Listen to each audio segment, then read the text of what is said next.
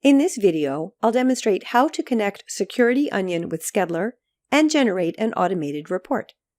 Suciruty Onion uses Kibana for visualization, so I'll use Skedler's integration with Kibana to automate my Suciruty Onion report. First, to connect Suciruty Onion, I'll open Data Sources on the left, click Create Data Source, and choose Kibana. I'll name the data source Suciruty Onion and enter the Elasticsearch URL and Kibana URL. Authentication is enabled. I'll choose Suciruty Onion and enter my Suciruty Onion credentials. Using Suciruty Onion as the authentication type is mandatory. I do not need to be a Suciruty Onion super user. My Elasticsearch admin credentials match my Kibana credentials, so I'll check this box and enter the credentials in the Elasticsearch fields. If the credentials did not match, I would uncheck the box and enter them separately.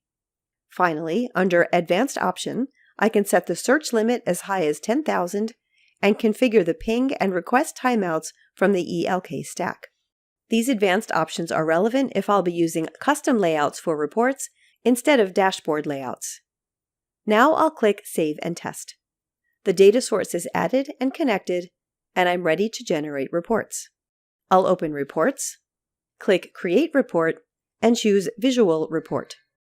In the Select Data Source dropdown, I'll choose the Suciruty Onion data source I just created, but if the data source was not already created, I could set it up during this step. Because this is a Kibana data source, I also need to select my space. There is a specific dashboard I want to use, so I'll keep the dashboard option for the report type. Other options are Data Table and Saved Search. Now I'll select the dashboard and keep the default load time. Now I'm ready to proceed to the design step, so I'll click Next. For report type, the dashboard snapshot layout replicates my default Kibana dashboard, and Smart Layout enables me to customize the charts inside the report. I'll choose Smart Layout.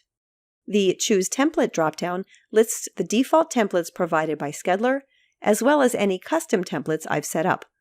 I'll choose the default dark template and click Continue. My first customization step is to assign a report name. In all layout types, reports can be customized using charts, templates as we've seen, text elements and auto-generated parameters, graphic elements, and images. I'll return to Charts and scroll to the first inside page of the report. There are several ways to add charts to a report. Clicking a chart thumbnail adds the chart to the center of the current page, and I can resize and move the chart. I can also drag and drop a chart to the position I want. The next chart requires another inside page, so I'll duplicate the current page and bring in the chart. While a chart is selected, I can press Delete to remove it, which returns it to the charts list. Another way to add a chart is to click its checkbox, or I can select all and uncheck any I don't want, and click Add Charts to Reports. This automatically adds pages as needed. There are also options to reorder pages, delete the current page, add a new blank page, or open the settings where I can change page size, orientation, and background color. On the first page of the report, I'll select and delete the current logo image. To replace it with a different logo, I'll open Images, click Upload, and find my logo. Now I can drag the image onto the page and resize and move. To replace the report name, I'll double-click its text frame to open it for editing. Replacing the text and starting it with a $sign brings up a list of auto parameters, and I'll choose Report Title. Text frames can also be resized and moved. The top panel has options for changing font, size, and color of text.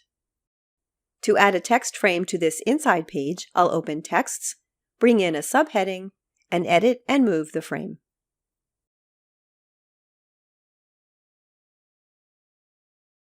The Elements list contains a collection of shapes and lines that I can add. And in Images, in addition to graphic files I've uploaded, I can also find a set of free stock images.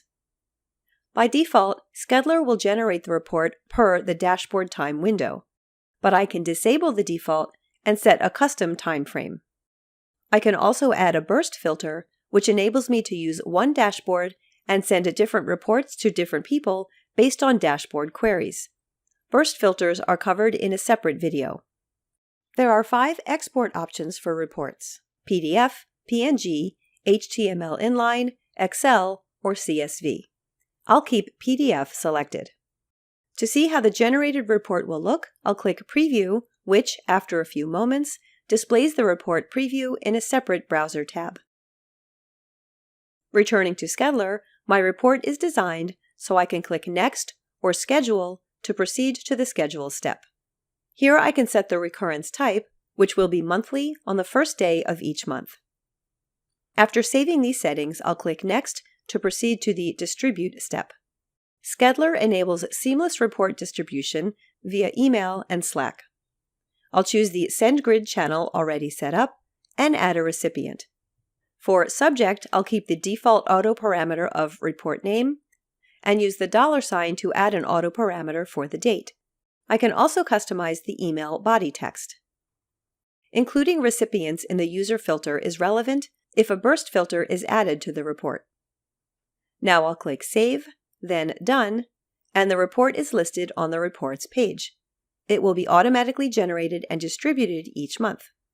To generate and download the report immediately, I can click the PDF icon. I can also generate the report at any time by clicking the Generate Now icon.